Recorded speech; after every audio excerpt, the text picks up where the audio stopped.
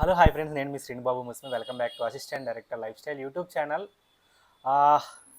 Story narration చాలా రోజుల తర్వాత అయితే చెప్పడానికి వెళ్తున్నాను. అంతకన్నా ముందే అయితే మీతో ఒక విషయం షేర్ చేసుకోవాలి. అంటే లైఫ్ ఈజ్ అన్ప్రెడిక్టబుల్, ఏ రోజు ఏం జరిగిద్దో మనం చెప్పలేము అంటారు కదా. నాకు ఫస్ట్ టైం ఆ ఎక్స్పీరియన్స్ అయ్యాను.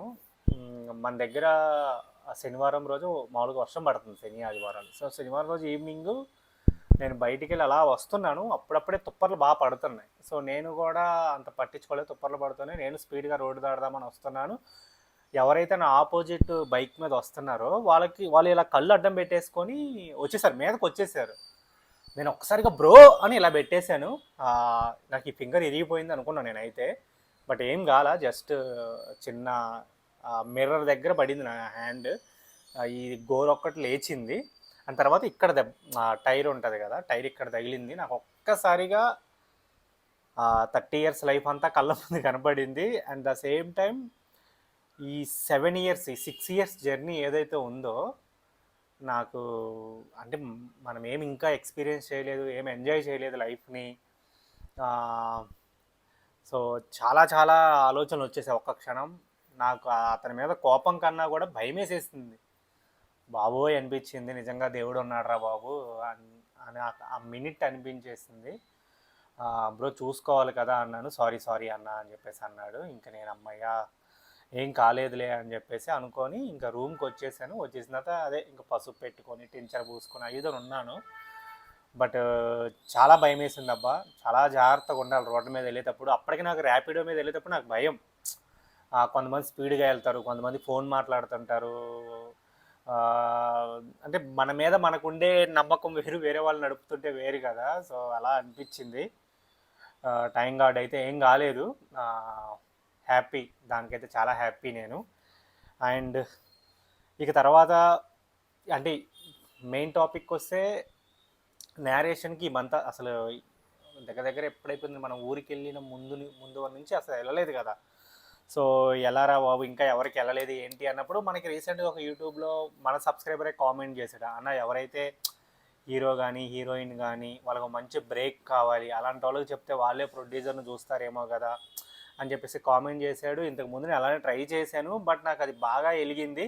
సరే ఇప్పుడు జస్ట్ అలా బూమింగ్ టైం లైన్లోకి ఎవరు వస్తున్నారు, వాళ్ళకి మంచి సక్సెస్ వస్తే ఇంకా బాగా అవుతారు. సో అలాంటి వాళ్ళకి మేబీ తెలిసిన వాళ్ళు ఉంటారు ప్రొడ్యూసర్లు అని చెప్పేసి అలా చూస్తున్నప్పుడు ఒకళ్ళైతే దొరికారు. ఐ మీన్ ఒక 4-5 అనుకున్నాను, అందులో ఒక నెంబర్ దొరికింది. వాళ్ళకి మెసేజ్ చేశాను. ఈరోజు ఈవినింగ్, సారీ కాదు అంటే ఐ మీన్ మండే రోజు ఈవినింగ్ ఒకసారి కలుద్దామని చెప్పేసి అన్నారు.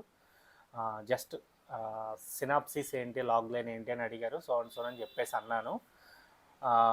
యా, సో కలుద్దామని చెప్పేసి అన్నారు వాళ్ళు. సో ప్రిపేర్ అవ్వాలి, నేరేషన్కి అయితే ప్రిపేర్ అవ్వాలి.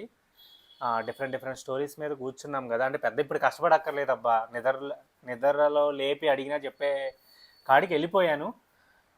బట్ ఆ యాక్టర్ ఎవరైతే ఉన్నారో వాళ్ళ ప్రీవియస్ మూవీస్ కానీ వాళ్ళ ఇంటర్వ్యూస్ కానీ, ఆ ఈవెంట్స్ జరుగుతాయి కదా, ప్రీ రిలీజ్ ఈవెంట్స్, అలాంటి ఈవెంట్స్లో వాళ్ళు మాట్లాడిన మాటలు కానీ, సో అవన్నీ చూడడం నాకు ఇష్టము. అండ్ వాళ్ళకి ఇన్స్టాగ్రామ్ ఉంటే ఆ ఇన్స్టాగ్రామ్లో వాళ్ళు పెట్టిన పోస్టులకు ఎలాంటి కామెంట్స్ వస్తున్నాయి ఏంటి అవన్నీ ఒకసారి రీచెక్ చేసుకొని వెళ్ళటం అలవాటు. ఎవరైతే అంటే నేను ఒకరిని అడిగాను, వాళ్ళు నన్ను పంపించే వాళ్ళైతే చూడు వాళ్ళకి తగ్గట్టు చెప్పు ఇదని చెప్పేసి అన్నారు. నాకు ఎప్పుడు ఇదే బిగ్గెస్ట్ క్వశ్చన్ ఏంటంటే, నా కథ ఎలా ఉందో అలా చెప్పడానికి. ఇప్పుడు నేను ఒక ప్రొడక్షన్ హౌస్లో ట్రావెల్ అవుతున్నాను కదా, అది వాళ్ళకి తగ్గట్టు కథ రెడీ చేశా. అంటే మెయిన్ ఎమోషన్ అదే, బట్ వాళ్ళకి తగ్గట్టు ఇంకొకళ్ళు ఉన్నారు, ఇంకొకళ్ళకి చెప్తే సెకండ్ హాఫ్ అలా ఇలా అన్నారు. సరే వాళ్ళకి తగ్గట్టు ఇంకోలా రెడీ చేశాను. ఇప్పుడు వీళ్ళు చెప్పడం ఇంకోలాగా అన్నారు, బట్ అది నేనేం రెడీ చేయలే. నా మనసు అయిపోయింది, ఇంకా నా మనసు చెప్పిందే చేద్దాం. నా మనసులో నుంచి వచ్చింది నేను రాశాను. బేసిక్గా యాక్టర్ని ఊహించుకొని లేదా ప్రొడక్షన్ హౌస్ని ఊహించుకొని రాయలేదు కదా. చిన్న చిన్నవి వెళ్తాయి, ఎలాగైనా జరుగుతాయి అవి. సో ప్రిపేర్ అవ్వమన్నారు, అవుతాను ఖచ్చితంగా, ప్రిపేర్ అయితే అవ్వాలి. బట్ నా రీసెర్చ్ అయితే ఏదైతే ఉందో అది చేసుకొని వెళ్తాను. ఐ హోప్ అంటే నచ్చిద్ది ఖచ్చితంగా. అంటే యాక్టర్స్కి నేను ఎప్పుడు చెప్పినా వాళ్ళ నుంచి చాలా పాజిటివ్ ఉంది. కొన్ని మంత్స్ ట్రావెల్ అయ్యాం, తర్వాత వేరియస్ రీజన్స్ ఉంటాయి. వాళ్ళకి అదే అలాంటి సినిమానే పడి ఉన్నాయి ఒక్కొక్కసారి, లేదా వాళ్ళకి పెద్ద హిట్ రావడం వల్ల ఇంకొంచెం మార్కెట్ ఉంటుంది కదా. ఇప్పుడు ఫస్ట్లో ఏంటి, ఒక 4 కోట్లు పెట్టి సినిమా తీశారు, అది 10 కోట్లు వచ్చింది అనుకోండి. నెక్స్ట్ ఆ 10 కోట్ల సినిమాని 15 కోట్ల సినిమాని తీయాలనుకుంటున్నారు. అది ప్రాబ్లం. నా వరకు వచ్చేటప్పటికే మంది చిన్న సినిమా అబ్బా, చిన్నది క్యూట్, మంచి పాయింట్ చెప్పేది. సో అలా అవుతుంది. చూద్దాం. ఇప్పుడైతే మటుకి రేపటి నేరేషన్ మీద ఫుల్ ఫోకస్ పెడదాం. అయిపోద్దబ్బా ఈ 6 మంత్స్ లేదా ఈ 1 year లోపు. లేకపోతే నాకు నేను సొంతగా చేసుకొని ఒక మంచి చిన్న మీడియం బడ్జెట్లో మంచిగా చేసే నాలెడ్జ్ అయితే నేను తెచ్చుకోగలుగుతున్నాను. హ్యాపీ. సో ఆ పాత్రలో అంటే ఇవన్నీ నేర్చుకోవడానికి నా చుట్టూ ఉన్న సరౌండింగ్స్ అందరు చాలా హెల్ప్ చేస్తున్నారు. డిఫరెంట్ సర్కిల్ ఏర్పడుతుంది. ఇప్పుడు ఒక రైటింగ్ టీమ్ ఫ్రెండ్స్ అవుతున్నారు, డైరెక్షన్ టీం మనోళ్ళు ఎవరైతే ఉన్నారో వాళ్ళు ఫ్రెండ్స్ అవుతున్నారు, పోస్ట్ ప్రొడక్షన్కి కానీ కెమెరా టీం కానీ వాళ్ళతో మాట్లాడేటప్పుడు వాళ్ళ నుంచి అసలు అంటే ఇప్పుడు ఒక్కొక్కరికి ఒక్కొక్క దాంట్లో ఫుల్ నాలెడ్జ్ ఉంటుంది అబ్బా నన్ను అడిగితే.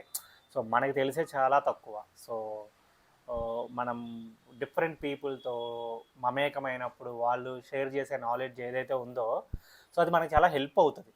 నేనైతే అలానే చూస్తాను. అందుకని కొత్త వాళ్ళతో మాట్లాడడానికి కానీ కొత్త వాళ్ళని కలవడానికి కానీ చాలా చాలా ఇంట్రెస్ట్ చూపిస్తాను.